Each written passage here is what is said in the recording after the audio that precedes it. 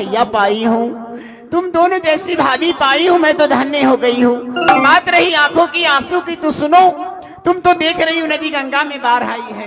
अच्छा, जैसे मैं नदी गंगा में प्रवेश की स्नान करने के लिए मेरी आंख में कंकड़ पत्थर पड़ गई, आंखें को मीचते मीचते बाहर आई, आंखों से आंसू निकल गई। इसमें घबराने वाली बात क्या है? ए नंदी, तुम्हारे लिए कंकर थे, इतने पब्लिक के लिए कंकर नहीं थे। ए नंदी सुनो, गे सारी जब फटी नंदी, नंदी है दो धारी के, या जे सारी जब फटी नदिया जे दो धारी के, चलिया जब फटी बनारस बाल, जवरहनी जब फटी जगल बादल के, गया खसे गया सु गिराती गंगा पर, किया क्या रबा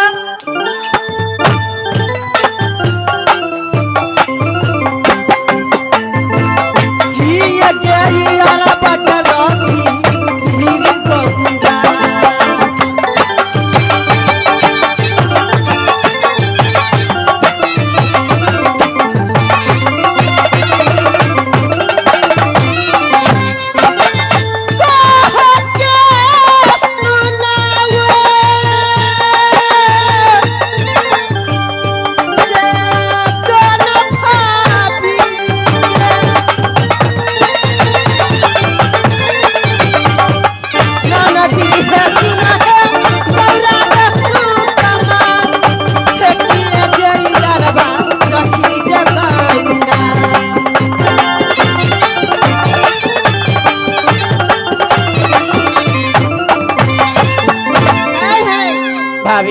भाभी जी, कैसी बहकी बहकी बातें करती हो तुम? ऐसी ऐसी बातें बोलती तुम्हें लज्जा नहीं आती? इसलिए क्या मैं ऐसी वैसी तुम्हें दिखाई दे रही हूँ? ए बताओ, गंगा जी पर रो रही है, क्या सुंदर भत्ता रखी है। सुनो भाभी, तुम मारपीट बंद करो, मैं सब बताती हूँ। बताओ बताओ। बता रही हूँ ना। देखो भाभी, जैसे तुम लोग गई घूमने के लिए, अच्छा मैं गई गंगा में स्नान करने के लिए। अच्छा, जैसे गंगा में कदम रखी मैं स्नान करने के लिए, मेरे कानों में कुछ धुन सुनाई दिया। उस धुन का पीछा करते करते थोड़ी देर में आगे गई, वहाँ एक चंदन का पेड़ है, उस पेड़ के नीचे देखी दो योगी राज बैठे हैं। अच्छा, तो वो जोगी दोनों तेरे तुम्हें यार है। अरे दादी पहले बोलने तो दो यार। बोलेगी। सुनो, दोनों योगी राज को देखी मैं, 12 बरस के बालेपन में योगी बनकर दर बदर की ठोकर खा रहे हैं। ऐसे जरूरी क्या? जरूरी है भाभी, अपने राज में योगी राज पधारे हैं और भूखा प्यासा कोई रह जाए अपने राज में तो हमारे लिए शर्म की बात है। उसको भूखा देखकर मेरी आंखों में दया आ गई, मेरी आंखों से आंसू निकल गई कि कैसे इसके माता पिता है जो बालेपन में घर से बाहर निकाल दिया और दर बदर की ठोकर खाता है बेचारा। नंदी सुनो, तू जोगी के लिए रो रही है, वही जोगी तुम्हारा इसलिए रोती है क्या दीदी? सुनो भाभी, मैं योगी के लिए नहीं रो रही हूँ, मैं तो इसलिए रो रही हूँ सुरातिया भाभी दोनों जोगिया के किया जो थकलो रामचंद्र भगवान के किए वृंदावन के लागे कृष्णा कन्हैया। भाभी, दोनों योगी राज की सूरत देखोगी ना, ये कमाना हो तो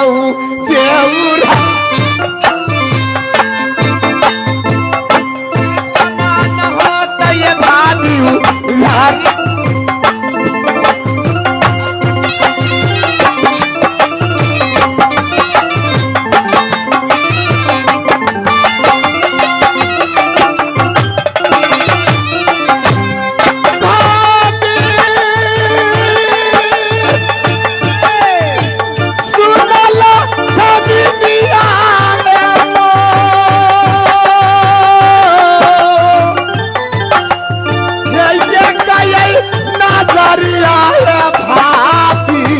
देखो जो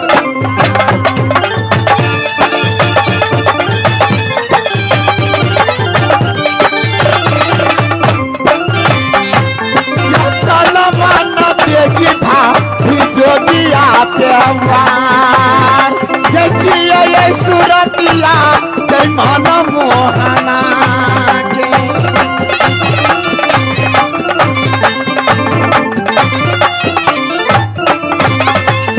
भाभी जैसे योगी राज की तरबा की सूरत है वैसे तो भैया झगड़ू की मुंह का भी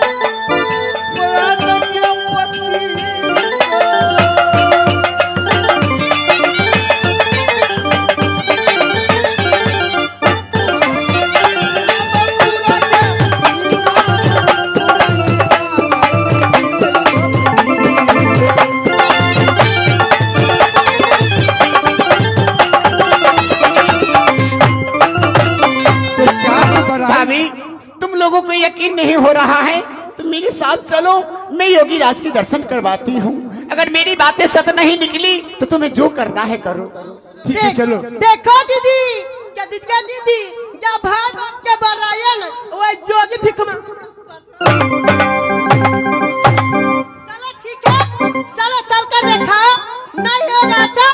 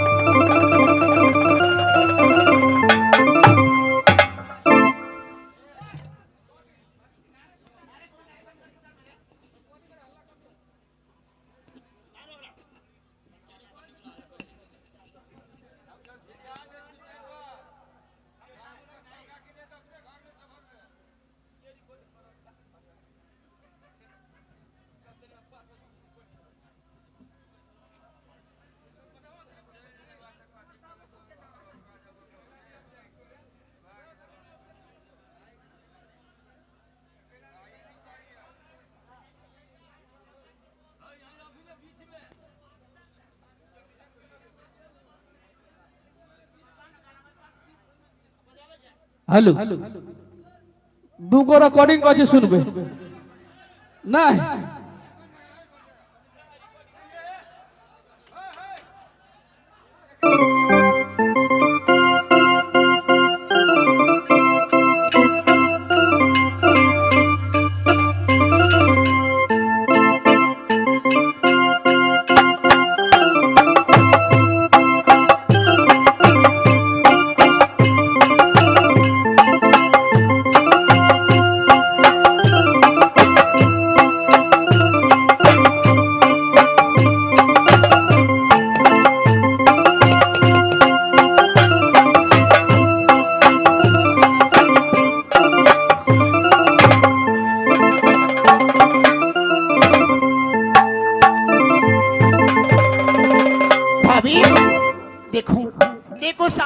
योगी राज बैठे हैं पेड़ के नीचे, कितने भोले भाले शकल लग रहे हैं दोनों को। जाकर प्रणाम करो, आशीर्वाद लो, ताकि तुम्हारा जिंदगी में कल्याण होगा।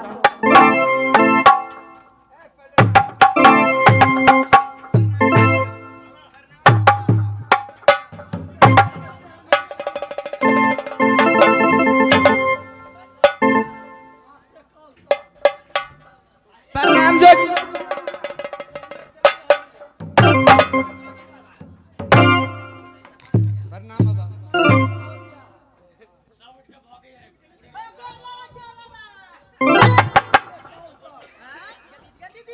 ये कौन आशीर्वाद है आज से कल तक? ये बुझा डलरा फेट बाबा जी बुझाई। अरे बगली, आज और कल इस नगरी में रहेंगे, इसके बाद नेपाल जाएंगे, वहां से फिर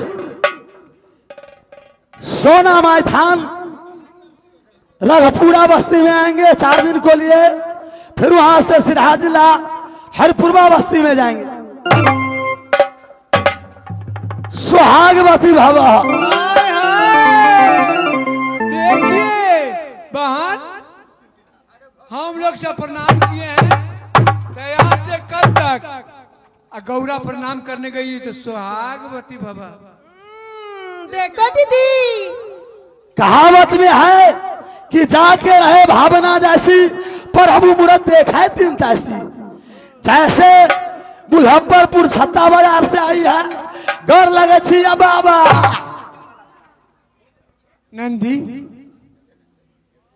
देखो दीदी, क्या है? हम लोग प्रणाम किया तो बाबा बोल रहा है यहाँ से कल तक नंदी गौरा प्रणाम करने गई है तो सुहागवती भावा।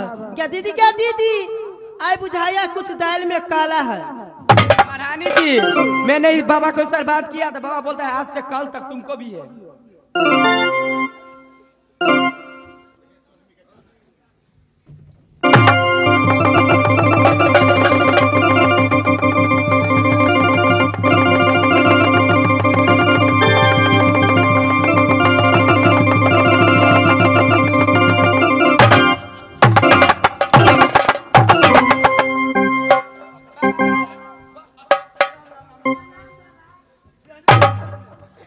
बाबा ए बताइए, ए 12 वर्षीय जोगी बन गई बाबा, क्या माता पिता से खटपट हुआ कि माता पिता से झगड़ा हुआ? हो 12 जे बरस में अब जोगिया जब बुलाया, 12 जे बरस में जब बाबा हो जोगिया जब।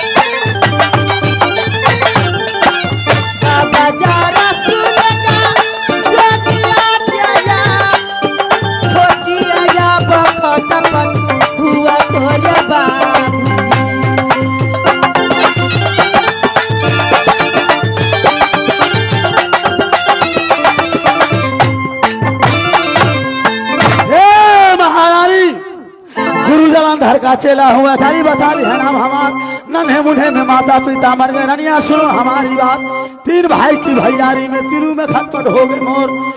2 भाई हम योगी बन गए, ये एक का की रहस्य।